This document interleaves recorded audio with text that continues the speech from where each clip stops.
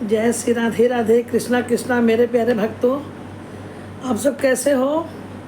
और मैं तो भगवान से यही मंगल कामना करती हूँ कि आप सभी के घर में सुख समृद्धि बढ़े, सुख शांति हो, आपके मन वांछित फल की प्राप्ति हो। यही मंगल कामना लता दीदी करती है। आपके समक्ष कथावाचिका आपकी दीदी, प्रिय दीदी लता दीदी फिर से स्वस्थ होकर आपके समक्ष आई है। और हमारे जितने ही भक्त हैं उनके लिए हमेशा ईश्वर से प्रार्थना करती है कि आपके घर में हमेशा मंगल ही मंगल हो, स्वस्थ रहें आप। कैसे हैं आप सब?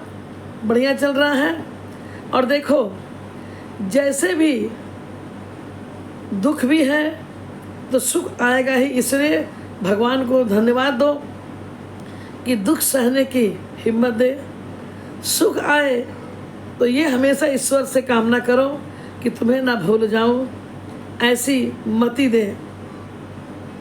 तो आज मैं फिर कहूँगी आप सभी प्यारे भक्तों को, जो हमसे पहले से जुड़े हैं उनको तो प्यार भरे सी राधे राधे बोलना पड़ेगा, और जो जुड़ेंगे उनसे एक रिक्वेस्ट है कि आप हमारा बेल आइकन बजाकर हमसे जुड़ जाएं, ताकि हमारा नोटिफिकेशन आपके पास पहले पहुंच जाए और आप वीडियो देख सकें। वीडियो कैसा देखना चाहेंगे हमें कमेंट बॉक्स में जरूर डालें। एक लाइक और एक कमेंट तो बनता है प्यारे, बहुत ज़्यादा समय नहीं लगेगा। इससे आपको पता नहीं है कि ये जो दीदी है ना, 60 इयर्स दीदी, इसके मन में बच्चों की जैसी फुलझड़ियाँ खिल जाती है कि हमारे बच्चे मुझे इतना याद करते हैं।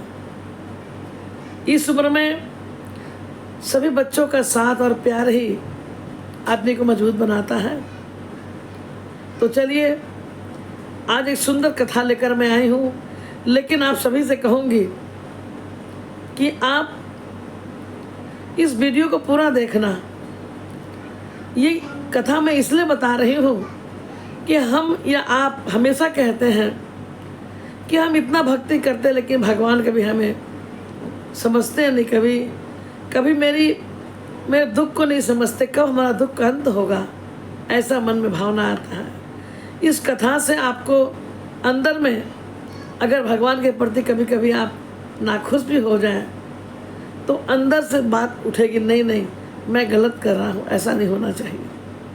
हाँ, लेकिन उसके पहले आप कुछ भक्तों के प्रश्न हैं वो मैं बता दूँ। पहला, कि रसोई घर में तुलसी मैया के पौधे रखना चाहिए, हाँ या ना? देखिए, तुलसी मैया साक्षात हरिप्रिया जी हैं, और अगर कृष्ण को रिझाना है, कृष्ण की सेवा करनी है, भोजन प्रसाद लगाना है, तो तुलसी के पत्ते के बिना हम कुछ नहीं कर सकते। तो ये बहुत खास है।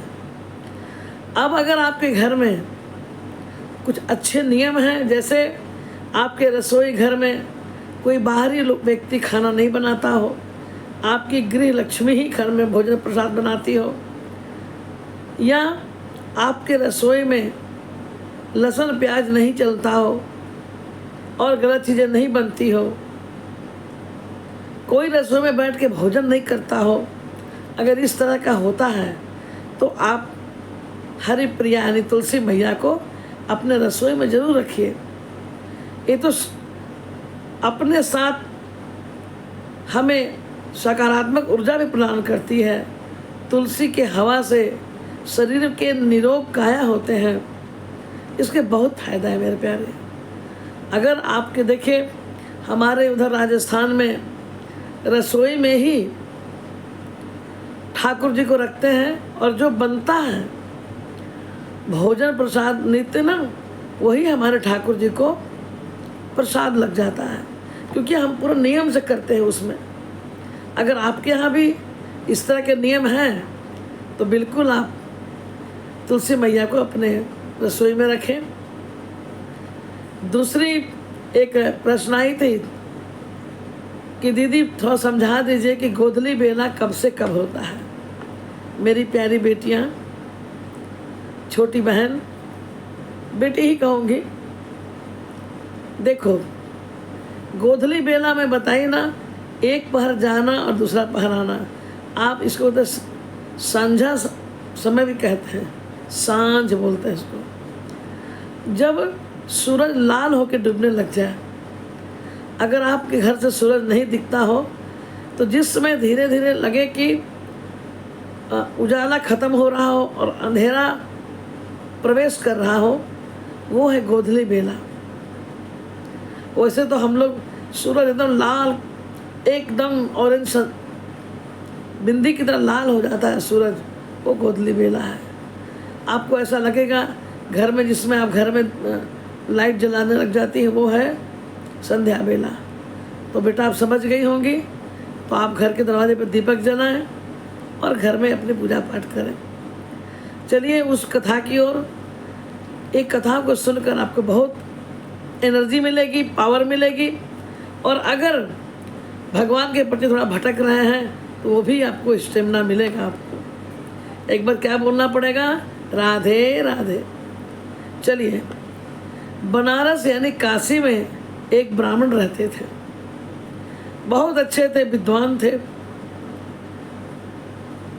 बचपन से ही उनका, क्योंकि ब्राह्मण घर में उनका जन्म हुआ था, तो संस्कार पूजा पाठ वाला था। कुछ दिन के बाद बड़े हुए और बड़े होने के बाद उनका विवाह हुआ। सुंदर पत्नी आई, सब कुछ ठीक चल रहा था, लेकिन इनकी एक आदत बड़ी अजीब थी कि ये दिन भर श्रीमद् भागवत ग्रंथ को पढ़ते थे। उस ग्रंथ को पढ़े बिना इनको चैन ही नहीं मिलता था। और वैसे ही बता दें कि सारे ग्रंथ से सबसे अतुल्य और बहुत ही सुंदर श्रीमद् भागवत जी का श्लोक है। अगर उस श्लोक को समझ में ना आए तो अब हिंदी में पढ़ें, लेकिन उस श्लोक के थोड़े से भी अक्षर अगर शब्द गलत हो जाते हैं तो भगवान को तकलीफ होने लग जाती है, क्योंकि इसके रचयिता हमारे कृष्ण हैं। इनके जो हीरो हैं वो भी हमारे कृष्ण हैं। तो इस ग्रंथ की खासियत यही है कि ये मन मोहने वाला ग्रंथ है, क्योंकि कन्हैया भी तो मन मोह लेते हैं, सबके दिल को चुरा लेते हैं। तो ये जो पंडित जी थे ब्राह्मण, ये इतना पढ़ते कि पढ़ते पढ़ते कब सुबह से शाम हो जाती और कोई भी काम में उनको मन नहीं लगता। उनको बस सुबह उठते, पूजा पाठ करते और पढ़ते रहते। अब देखिए, अब नई बहू आई थी तो पत्नी को लगता है कि सबके पति सुबह में जाते हैं काम में, काज में, तो पैसा लेकर आते हैं, और मेरे पति क्या है, मेरे पति सुबह से एक पता नहीं कौन सा किताब को लेके पढ़ते हैं और कभी ध्यान भी नहीं देते मैं क्या पहनी हूँ, मैं कैसी लग रही हूँ। महिलाओं को ऐसा लगता है कि उनके पति उनको तारीफ करें। एक दिन पत्नी ने कहा कि सुनो जी, आप औरों की तरह काम करने क्यों नहीं जाते हो? कुछ अर्निंग करके लाओ, मेरी भी कुछ ख्वाहिशें हैं, मुझे भी कुछ खरीदना है, मुझे भी शॉपिंग करनी है। ब्राह्मण समझ गया कि पत्नी नाराज हो रही है। कुछ दिन काम के, फिर काम छोड़ के फिर वही ग्रंथ को पढ़ते और बहुत आनंदित महसूस करते, और इतना आनंद कि उन्हें कुछ होश ही नहीं रहता। एक दिन पत्नी को बहुत क्रोध आया और गुस्से से उस भागवत जी के ग्रंथ को छीन ली पंडित जी के हाथ से, और छीन कर उसके पन्नों को फाड़कर उनके माथा पे पटक दी, सर पे पटक दी और कही कि क्या यही आपको पैसे देगा, कि यही मेरी आवश्यकता की पूर्ति करेगा? ये नहीं कर सकता, इसीलिए इस ग्रंथ को एकदम मेरी नजर से दूर कर दो। ब्राह्मण घबरा गए, ये क्या हो गया। पत्नी नाराज हो गई और ग्रंथ को फाड़ डाला, बहुत उदास हो गए। उदास होकर घर से निकल पड़े और काशी में गंगा मैया बहती है, सीढ़ी पर आकर बैठ गए और सुबह से शाम, शाम से सुबह होते रहे, वहीं उदास बैठ गए। मैं क्या करूं, मैं कैसे घर जाऊं, पत्नी को कैसे समझाऊं। और इधर पत्नी सोच रही है कि मेरे पति चले गए, कहाँ चले गए। फिर मन को शांत किया कि हो सकता है कि मैंने जो व्यवहार किया है उसकी वजह से ये हो सकता कमाने चले गए हो। कुछ दिन बीत गए, ब्राह्मण देवता घर पे आए नहीं। पत्नी को पूर्ण विश्वास हो गया क्योंकि कहीं काम पे गए हैं। और एक दिन, अब ये सब भगवान देख रहे थे लीला, कभी उनकी पत्नी को देखते, कभी ब्राह्मण को देखते कि ग्रंथ को बिना पढ़े उनकी जो बेसब्री, जो तड़प था, भगवान को देखा नहीं गया। और आज भगवान क्या किए, इसीलिए कहते हैं ना, अतिथि देवो भव। आज भगवान ने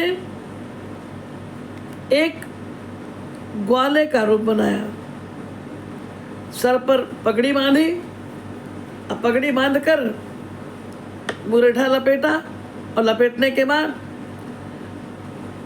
जैसे लठ लेकर चरवाहा जाता है ना, उसी प्रकार वो निकले और एक बड़ी सी टोकरी सर पर रखे हैं, उस पर एक कपड़ा बिछा हुआ। आए तो खटखटाया, बोले कुछ भी नहीं। पत्नी निकली, क्या बात है।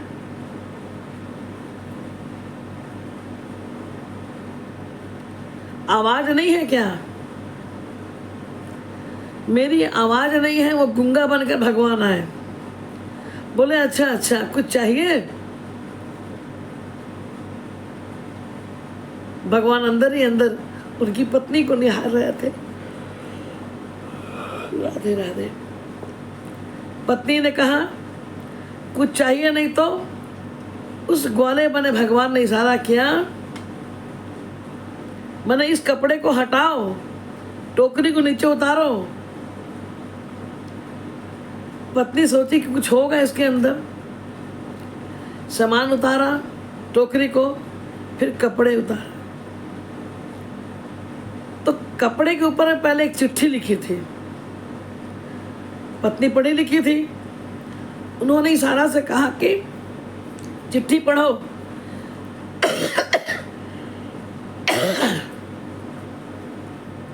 अब ब्राह्मण की पत्नी चिट्ठी पढ़ने लगी। चिट्ठी में लिखा था,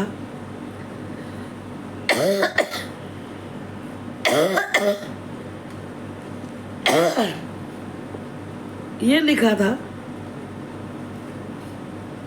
कि माताजी, आपके पति कमाने गए हैं और उन्होंने भिजवाया है सारा धन आपके लिए।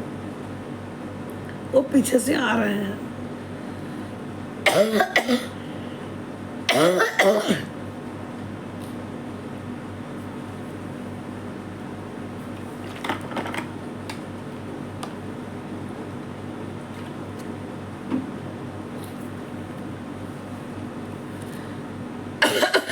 जय श्री राधे राधे।